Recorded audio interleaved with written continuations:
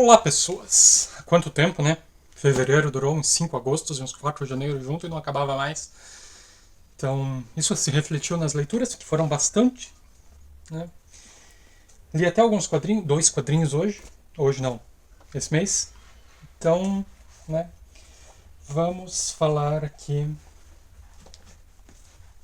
com razoável rapidez sobre as leituras de fevereiro. Comecei o mês lendo Luzes de Emergência se acenderão automaticamente, de Luisa Geisler. Não sei como é que se pronuncia o nome dela. Ela é brasileira, o livro é brasileiro, uma gaúcha, inclusive. E esse vai ser um romance epistolar. A gente vai ter aqui o... É Beto? Já não vou lembrar o nome do povo, né? Já faz tempo. Mas é só olhar a assinatura, né? É o Henrique, que é o que escreve as cartas, e eu não lembro o nome do cara que tá internado. Mas assim, basicamente, no dia 7 de setembro de um ano aí, temos o cara que tá internado, deitado na rede, a rede arrebenta, ele cai, bate a cabeça no chão e entra em coma. Aí, ali pro final de dezembro, o Henrique, que é o melhor amigo dele, começa a escrever cartas para ele, para mantê-lo atualizado, né? Cartas para ele ler quando ele acordar, ou não, né? Porque, né, todo mundo espera que ele acorde. Afinal de contas, ele caiu da rede, bateu a cabeça no chão e entrou em coma. Então, não foi assim oh meu Deus, um acidentezão super grave a princípio, né? Então, todo mundo acredita que ele vai acordar em algum momento. Apesar de que começa o livro já faz 4 meses que ele está em coma. Uh, e, enfim, ele vai contando a vida dele. A gente vai ter alguns interlúdios ali contados por um narrador onisciente, mas na verdade vai ser assim, um capítulo vai ser uma carta, e daí vai ter um capítulo que é um narrador onisciente. Mas esses capítulos que não são as cartas são bem curtos. As cartas também são curtas, na verdade. Mas, enfim, é isso. Daí a gente vai acompanhar o Henrique contando que ele foi numa festa ali, não é uma festa, ele foi passar o feriado de carnaval, se eu não me engano. Inclusive, né, o feriado que estamos agora, derretendo nesse calor. Cadê a chuva de todo o carnaval? Enfim, Uh, ele vai passar o feriado de carnaval com um pessoal ali que ele não conhece quase ninguém, na verdade, em Gramado. Ele mora em Canoas e daí ele vai passar esse feriado em Gramado, acho que é. Em Bel Gramado. Enfim, eles alugam uma casa, ele vai lá, a namorada dele é meio depressiva ali e ela não tá muito bem, então ela não vai. E ali ele experimenta cogumelos, né? Então ele fica meio doidão ali. E daí no outro dia, um cara que tá ali com eles, né, vai falar para ele que eles ficaram na noite anterior quando ele tava doidão. E a história vai ser basicamente essa amizade que assim, né, o cara obviamente quer outra coisa e se ele não quisesse ele não dava toda a abertura que ele dá aqui. E é a história desses dois. E é isso, né? Não fez minha cabeça assim, não achei uma grande história, mas enfim, é isso aí. Aí eu li Johnny Vai à Guerra, do Dalton Trumbo. E o celular vai descendo aqui, né? Esse é um livro, é falado aqui no prefácio, que é um livro queridinho da esquerda norte-americana. E é aquela coisa, né? Como se o pessoal da direita super adorasse a guerra, né? Ou respirasse guerra e quisesse muita guerra, né? Que claramente não é o caso. Mas enfim. Aqui a gente vai ter o Joey, que não é Johnny, é Joey. Que ele foi pra guerra contra a vontade dele, né? E lá ele pisa numa mina. Então a gente vai ver ele no hospital, ali. Ele não sabe direito onde ele tá, porque essa bomba só não matou ele.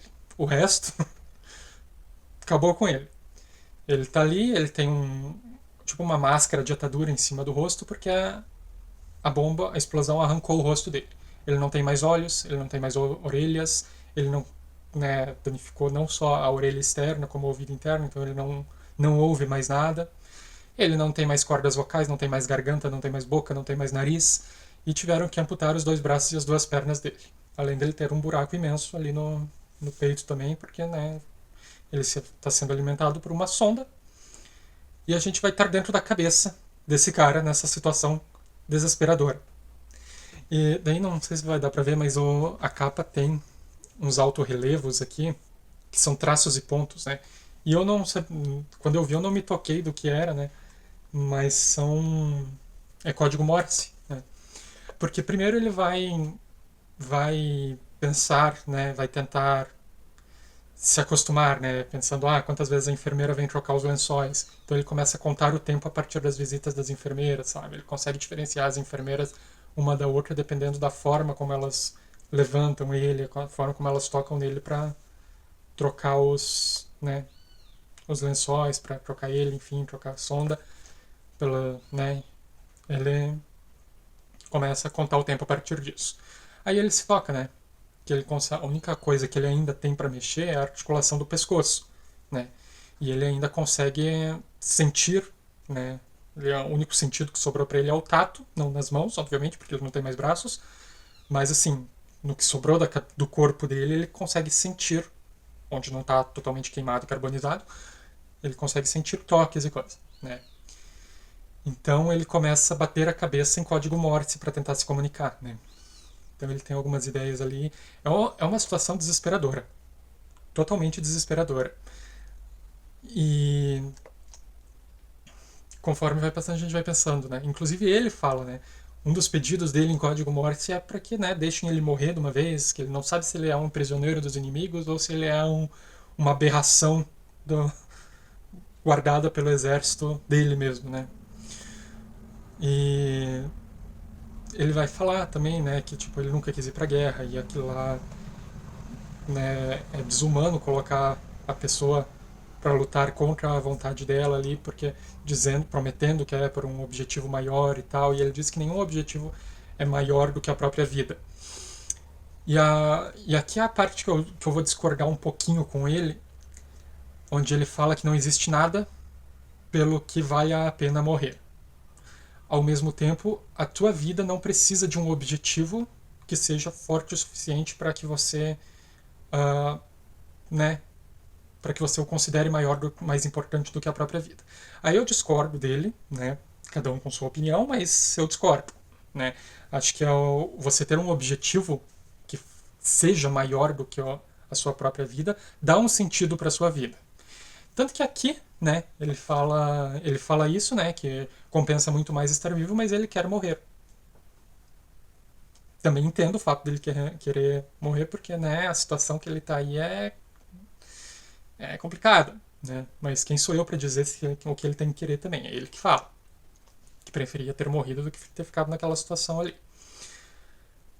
O livro é angustiante, é bom pra caramba. Aqui eu enchi de post-its sobre várias coisas. Eu coloquei umas cores diferentes nos momentos que eu discordava dele ou que ele fazia alguma piada, porque sim, ele tem umas tiradas uma hora ou outra ali que a gente até esquece da situação dele por um milésimo de segundo ali durante a leitura. E, enfim, tem só essa questão que ele vai levantar muitas questões, inclusive, mas a que mais me pegou foi essa questão do objetivo, né? De que você estar vivo sem objetivo nenhum é melhor do que você ter um objetivo que você considere maior do que a sua vida. Enfim, fica a dica. Aí eu quis fazer outra brincadeira daquela de livros que não tem nada a ver, mas que na minha cabeça estão interligados, né? Eu fiz a vez que eu li os dois Absolvição, fiz a vez que eu li o Antes da Queda, A Queda e Depois da Queda, e agora é uma coisa ligada às capas, né? Que é o Pai Goriot, do Balzac, e O Céu dos Suicidas, do Ricardo Lísias, que os dois têm notas de dinheiro na capa. Mas a semelhança acaba por aí. O Pai Goriot é um livro que eu gostei pra caramba, né? Eu gosto muito de Balzac, tudo que eu li dele eu gosto bastante. Esse é o livro menos cômico que eu li dele, de longe. E o que a gente vai ter aqui? Vai ter esse senhor, que vai ser conhecido como Pai Goriot. Ele vive ali numa pensão, numa pousada, uma casa de uma mulher chata pra caramba ali, que ela aluga os quartos. Então, né, dependendo o andar ela cobra um valor diferente e tal. E ele chega lá, ela percebe que ele tem muito dinheiro, assim, né? Que não entende direito por que ele tá naquela hospedaria dela ali. Só que, né, ela começa a usar o fato dele ter dinheiro para elevar o nível da pensão ali, para dizer que é uma pensão mais de luxo, que não é, no caso. Mas enfim, a gente vai ter esses personagens ali dessa pensão, é bem bacana de acompanhar esse dia a dia deles ali. Essa dona dessa pensão vai querer arrastar uma asa pro pai Gorriô, porque, né, como ele tem dinheiro, ela se interessa pelo dinheiro, não por ele. Apesar dele ser um senhor vistoso, assim, bem apessoado e tudo. E daí ela vai se aliar com uma outra hospedada ali, também metida a Granfina, que tá passando um tempo ali nessa hospedagem dela. Mas não vai conseguir nada com ele, essa suposta amiga dela vai dar o calote, vai embora e não vai pagar o que devia para ela, enfim.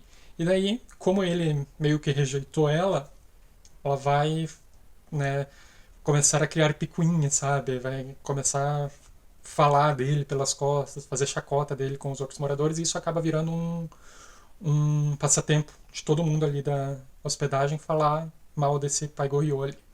E ele tá sempre meio cabisbaixo, meio com a cabeça nas nuvens, assim, pensamento longe. Tem umas moças muito bonitas que vêm visitar ele. Ele fala que são filhas dele, mas ninguém acredita. Acha que ele é que são garotas de programa ou qualquer coisa do tipo ali que ele sustenta para, né, para ir lá satisfazer os desejos dele, mas ele fala que são filhas dele, nada a ver, né? Enfim. E daí, conforme vai andando o livro, a gente vai descobrir qual é a história por trás dessa figura do pai Gorriô, por que ele está nessa pensão ali. É um livro bem bacana, eu gostei bastante. Ele tem um ou outro assim momento mais cômico também, igual outras obras que eu li do Balzac. Não sei se é uma, não posso bater o martelo dizendo que é uma característica dele, o bom humor, mas nos outros livros que eu li eram bem humorados. E aqui tem um ou outro momento assim, mas é um livro muito mais sobre família, é sobre escolhas. É um livro que me lembra bastante, vai revelar um pouco do enredo, isso aqui que eu vou falar, mas não, né, mas só para quem leu. Ele tem um teor assim, um pouco nessa parte do pai Gorriô, porque depois a história vai seguir outros rumos ali. Vai estar meio interligado, pero no mútil. Em questão do pai Gorriô, a história dele me lembra um pouco a história do Rei Lear do Shakespeare, sabe? Então, tá aqui. Gostei pra caramba. Diferente do Céu dos Suicidas, do Ricardo Lísias, que é outro livro brasileiro. Ah, que assim, eu até coloquei. Ele é curtinho, tem aqui 140 páginas, acho que é. 185 páginas, mais ou menos. Ah, eu coloco, quando eu termino o livro, eu coloco uma foto lá no Instagram e coloco uma música que pode ou não ter a ver com o livro, né? Esse daqui eu coloquei a música Tédio, do Biquíni Cavadão lá, porque é um livro tedioso. A gente vai ter o que tudo indica, é o próprio autor, o protagonista. E ele é um colecionador sem coleção. Né? Ele já colecionou muitas coisas, agora ele não coleciona mais nada. Eu acho que o celular já está baixando de novo. Aí. E, enfim, tem um amigo dele que se suicidou há pouco tempo, então ele está meio passando pelo luto dessa questão desse amigo dele. E, sabe, é uma história que ela sai ali desse ponto, dele ser um colecionador sem coleção, que avalia coleções agora já adulto, com esse amigo dele que se suicidou, que ele carrega uma culpa que só depois de um tempo, lendo o livro, que a gente vai entender por que ele carrega essa culpa, ele se sente culpado por esse suicídio em certa parte. Ao mesmo tempo que ele vai investigar algumas coisas envolvendo o passado da família dele, mas é um livro chato, sabe? São capítulos bem curtinhos, tem 1, 2 páginas os capítulos, graças a Deus, porque, sabe, é chato. É chato. Ele sai desse ponto que eu falei, né? E vai pra lugar nenhum. Não, é chato. Aí ele aprova da Agatha Christoph, que é a continuação do Grande Caderno lá, né? O segundo livro da trilogia dos Gêmeos. E ele vai começar exatamente no ponto que termina o livro anterior, né? Ali, então, vou dar uns poucos spoilers do livro anterior. Quando um gêmeo sai do país e o outro continua vivendo ali. E apesar de ele começar ali do exato ponto onde parou, é um livro completamente diferente. né? A gente vai ter algumas cenas meio absurdas ali que parece que viram de forma súbita para uma coisa mais adulta, digamos assim. Mas aqui, toda aquela sujeira, toda aquela imundície lá não é mais tão presente, sabe? Agora todo mundo tem nome. No livro anterior era sempre nós, né? Porque era narrado em primeira pessoa. Aqui já é narrado em terceira. A gente acompanha por boa parte do livro um dos irmãos e só depois que a gente vai acompanhar um pouco do outro que foi embora. E aqui se passam anos, vários anos, nem lembro quantos anos são. Mas enfim, o que ficou se chama Lucas. É Lucas, né? Ou eu tô louco? É Lucas. O que ficou se chama Lucas. Ele fica morando lá na casa da avó, né? Que também, enfim, né? Aconteceram coisas no final do livro anterior, então ele continua vivendo lá na casa da avó. E ele vai acolher uma mulher com um filhinho ali, né? Vai se afeiçoar bastante a essa criança, o que é estranho considerando que, né, até o livro anterior eles eram bem psicopatas. Até o começo desse livro, na verdade, eles eram bem psicopatas, esses gêmeos ali. Mas a gente vê uma humanidade muito maior nesse livro aqui. Então, ainda é cheio de simbolismo, cheio de coisa que a gente vai lendo, tentando decifrar o que a autora quer passar com tudo isso. Tem toda a questão da guerra ali ainda, porque ele vive ali na beirada, na última casa antes da fronteira. Uh, e é um livro que eu gostei bem mais do que do primeiro. O primeiro eu gostei, mas eu parei um tempo para pensar, será que eu gostei? Esse daqui eu gostei bem mais. E tô ansioso para saber o que acontece depois. Então, agora em março eu termino essa trilogia. Aí, a Câmara Secreta, Harry Potter e a Câmara Secreta da J.K. Rowling. Já combinamos que eu não vou comentar sobre esses livros aqui. Então passemos logo para O Fim do Mundo e o Impiedoso País das Maravilhas, do Haruki Murakami. Que livro mais louco! Passou longe de entrar para os meus favoritos do autor, né? Já vamos deixar isso claro, né? A coisa sobre as marcações, né? Acontece em dois pontos, dois mundos diferentes, digamos assim, né? Então um eu fui marcando de rosa, o outro marcando de azul, e daí quando é revelada a ligação entre esses dois mundos, mudei tudo para verde.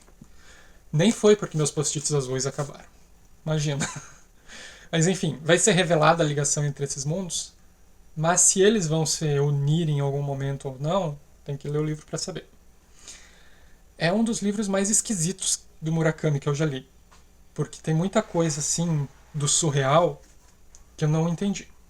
Em um desses mundos, né, a gente vai ter. Aqui também ninguém tem nome, né? A gente vai ter o protagonista, os dois mundos são narrados em primeira pessoa, e pra mim, eu vi gente falando que em um ele fala de forma mais polida e no outro fala de forma mais popular, assim. Pra mim eu não vi diferença, né? Pra mim, né, pra mim é o mesmo personagem nos dois mundos, né? Se é ou não, vai ter que ler pra saber também. Porque são mundos bem diferentes, como eu falei. Em um deles, a gente acompanha o protagonista chegando numa empresa ali, onde ele vai fazer o trabalho dele. Ele é um calculador, mas o que esse calculador faz não dá para saber direito. É explicado aqui, mas eu não entendi. Ele foi contratado ali pelo dono dessa empresa, que ele faz uma pesquisa em crânios de pessoas e animais, uma pesquisa de ressonância, assim, que através do som ele espera um dia conseguir recuperar as memórias desses crânios, né, do que essas criaturas, essas pessoas viveram em vida. Uh, ao mesmo tempo que ele também tem uma pesquisa de som, ele consegue suprimir sons e tal. Então tem esse cara que ele é o calculador, ele chega nessa empresa desse professor estranho ali, e tem uma neta, acho que é uma neta dele, que trabalha ali com ele, é uma moça meio obesa que está vestindo um terninho cor-de-rosa. E ela também vai aparecer bastante no livro, até mais do que esse professor, inclusive. No começo, quando a gente conhece ela fala, mas não sai som porque o professor lá reprimiu o som dela e esqueceu de devolver. Falei que é doido. Daí esse calculador ele vai lá para fazer uma lavagem cerebral no sistema. Se esse sistema está nos computadores, nos crânios ou onde quer que seja, a gente não sabe. Suponho que seja no computador. Né? Então ele vai fazer a lavagem cerebral ali no sistema e também ele vai fazer um tal de shuffling. O que é esse shuffling? Vai ser explicado depois. Eu entendi? Não entendi. Mas vai ser explicado depois. É uma análise de dados de algum jeito ali. Não dá para entender. Mas esse shuffling é um método desenvolvido inclusive por esse professor quando ele trabalhava na empresa onde o protagonista trabalha agora, né, que é a System. Então, tem esse cara, que é um calculador, tem os simbolistas, que são meio que inimigos ali, eles fazem meio que a mesma coisa, mas são de uma empresa rival, pelo que eu entendi. E também tem umas criaturas que não dá para saber se são humanoides, o que são, se são apenas pessoas que vivem na escuridão ali, meio monstruosas, que são os obscuros. Não lembro, mas é tenebroso, obscuro, tenebrosos, obscuros, alguma coisa assim. Não é essas palavras, mas é um sinônimo disso. Uh, enfim, esse é o mais próximo do nosso mundo real, em que se passa ali em Tóquio, tem várias referências à literatura e à música do nosso mundo mesmo. E eu estou suando já. E o outro mundo, eles falam que lá é o fim do mundo. Então, por eliminação, o primeiro mundo é o impiedoso País das Maravilhas. Embora esse impiedoso País das Maravilhas combine mais com o mundo que eles dizem ser o fim do mundo. Lá, a gente acompanha um protagonista, que também não tem nome, chegando na cidade, uma cidade murada, ali, onde ele vai viver a partir de agora. Para entrar nessa cidade, ele precisa se separar da sua sombra, porque nessa cidade ninguém tem sombra. Então a sombra também vai viver ali, só que a sombra não vai ter um tempo de vida muito longo, né? Quando ele se separa da sombra, a sombra fica com praticamente todas as memórias e ele entra na cidade sem isso. Os olhos dele são... O cara que tira a sombra dele também esquenta uma faca curvada assim e fere os dois olhos dele, né? Então, olhando bem nos olhos dele dá para ver essas feridas. E ele não... E a luz machuca os olhos dele, né? Mas enfim, ele continua enxergando e ele vai ser um leitor de sonhos, pelo menos enquanto a sombra dele está viva. Esse trabalho de leitor de sonhos, basicamente, ele não vai fazer nada durante o dia, vai ficar trancado porque a luz do sol machuca os olhos dele. E à noite ele vai para a biblioteca. Nessa biblioteca não tem livros, mas tem vários crânios de unicórnios nas prateleiras e ele pega esses crânios, segura esses crânios, eles emitem uma luz e essa luz ele lê os velhos sonhos, né? E também tem um bando de unicórnio que todo dia entra na cidade, fica ali durante o dia e sai à noite. É esse mundo maluco ali, né? Então ele vai visitar a sombra dele, porque a sombra dele vai estar trabalhando ali com o guardião que é o guardião do portão da cidade, porque é uma muralha, ninguém pode entrar, ninguém pode sair, e é teoricamente um mundo perfeito. Mas ninguém tem sombra, ninguém tem memória e ninguém tem coração. Então é um mundo perfeito porque ninguém discorda, porque ninguém tem opinião, ninguém faz nada. E enfim, essas histórias vão seguindo em paralelo. A história que se passa no mundo teoricamente real, ela toma uns caminhos bem conspiracionistas assim. O livro se demora um pouco para entrar no ritmo dele, mas ali da metade para o final ele fica mais frenético, com vários planos, né? Cada um com o seu plano, cada um com um objetivo diferente ali, mas a gente vê que muita coisa se espelha nos dois mundos, né? Então, né, a gente vai criando teorias até ser revelado qual é a ligação entre os dois mundos. Eu gostei, não entendi, mas gostei.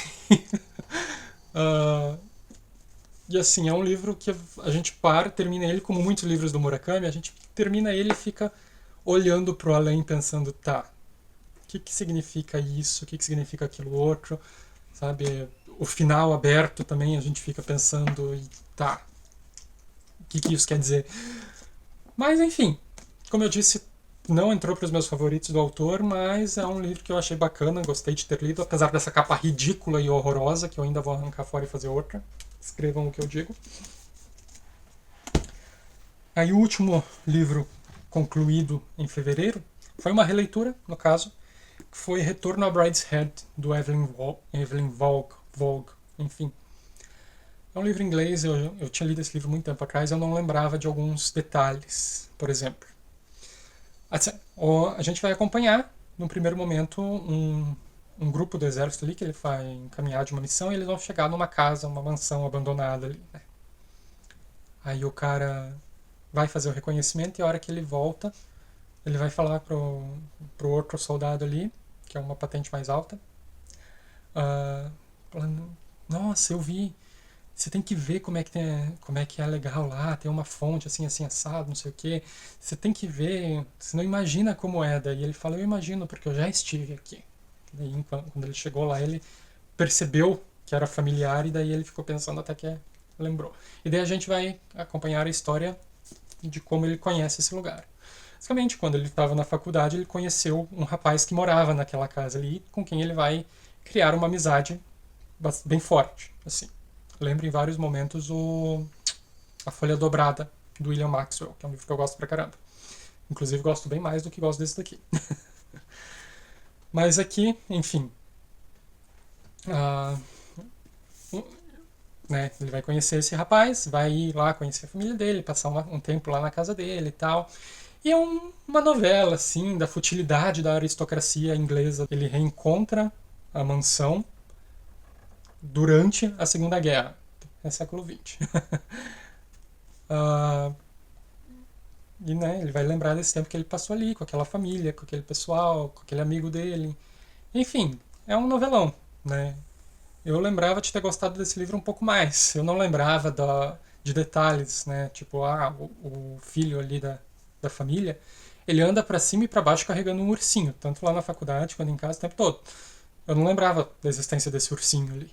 Enfim, qual é a relevância disso? Talvez só passar uma imagem mais infantilizada desse personagem, ou mais feminina, sei lá, porque tem a teoria, né, de que houve um caso entre esses dois, mas eu acho que não, acredito que não, porque é um livro também com alto teor católico, porque o autor era católico e tal, a obra dele fala bastante disso. Então eu acho que é muito mais uma amizade, assim, amizade profunda que acaba virando um amor fraternal mesmo, porque na verdade o povo não pode ver duas pessoas que criam uma relação fraternal que já acham que são um casal, né? Isso me incomoda pra caramba. Mas enfim, aqui fica aberto, né, para interpretação, mas eu acho que não. Dá ainda menos indícios do que na Folha Dobrada, e na Folha Dobrada eu acho que não tinha isso também. Mas enfim, aqui. E de quadrinhos, eu li dois. Um deles foi o volume 27 da terceira série da Turma da Mônica Jovem, que é o terceiro volume do Vampiriza, da série do arco da Vampiriza, né? Onde a Isa está se transformando numa vampira. E né, tem uns diálogozinhos toscos aqui do vampiro dando lição de moral para as pessoas e né, os vampiros meio que querendo tomar o controle da cidade, um negócio meio Salem do Stephen King ali. Confesso que essa história não tá lá, essas coisas assim, mas enfim. Aí a gente tem uma história de Dia do Amigo, onde eles estão na detenção, né? Acho que eles estão na detenção. Ah, sim. Eles estão na detenção porque ficaram conversando durante a aula, tentando criar um. Criando planos para passar o Dia do Amigo. Né? E lembrando de coisas que eles fizeram recentemente e tal. É legalzinho, é uma história bem qualquer coisa, mas é legalzinho. E daí a gente tem Mensagem Secreta, que é uma história focando nos mais jovens ali, na Maria Cebolinha, ou Macê, como ela é chamada agora. O Dudu, que eu não entendo por que o Dudu e a Maria Cebolinha aqui têm a mesma idade, se quando eles eram crianças o Dudu era mais velho, mas enfim. E esse outro aqui que não existia quando eles eram crianças, eu esqueci o nome dele agora. Onde eles vão encontrar uma mensagem secreta e vão ver que talvez exista um tesouro escondido e o Tony vai se juntar a eles nessa busca ali. Enfim, legal, bacana. Tem vários da Turma da Mônica Jovem aqui que eu tinha parado de ler, mas agora eu vou retomar. E daí li também essa bomba aqui, que é o primeiro volume do Super Choque. O desenho do Super Choque, irretocável, né? Então aqui a gente vai ter um reconto da origem dele. Ao invés de ser um acidente nas docas, uma briga de gangue, aqui, né, como é um quadrinho claramente político e panfletário, a gente vai ter uma manifestação do Black Lives Matter e a polícia atacando o gás que dá poderes para eles ali no meio da manifestação pacífica, né? Pacífica assim, né? Eles estavam ali fazendo o escarcel no prestal deles, a polícia falou pra, né, tá, mas enfim, a polícia tem que ser tratada como vilã, né, é regra, então a polícia simplesmente joga o gás experimental em cima deles ali, onde eles começam a derreter e tal, vai todo mundo pro hospital, algumas pessoas morrem realmente por causa do gás, e, né, os outros vão criar os seus poderes ali, né. Vai ter o raio de fogo lá, que eu não lembro o nome dele, mas é aquele que tem no desenho também. Uh, que ele estava lá no protesto, mas ele estava lá no protesto para incomodar, né? Para atacar o Virgil. Os amigos do Virgil aqui, a Daisy ganhou outro nome, não lembro. E o outro, o loirinho lá, que eu nunca lembro o nome dele. Eu nunca lembro o nome dele. Um pouquinho da arte, né? A arte é bacana, o, os personagens eles têm um jeito mais jovem aqui, inclusive a Daisy vira negra aqui também, né? Ah, não, essa é a Sharon. Essa é a Sharon, a irmã do Virgil. A Daisy tá aqui, ó. Igualzinho ao desenho, só um pouco mais morena. E o amigo loiro dele aqui, que faz parte do cenário praticamente. Ele tem um tom mais pesado do que o desenho, mas né, o desenho tratava muito bem, inclusive, sobre questão de violência, questão de racismo e tal. E aqui eles dão uma forçada, sabe? O vilão é o cara das empresas lá que criou o gás, e daí quando a polícia vai ir prender ele por causa do gás, ele veste uma armadura lá e fala que aquela armadura é a negritude que protege ele, porque eles têm medo da negritude dele e não sei o que. Cara, que palhaçada, sabe? É forçado, ridículo. E, enfim, termina com o raio de fogo queimando a casa do Virgil, né? E foi isso que eu li. Porque, né, é um personagem tão bacana, sabe? Que trata muito bem de.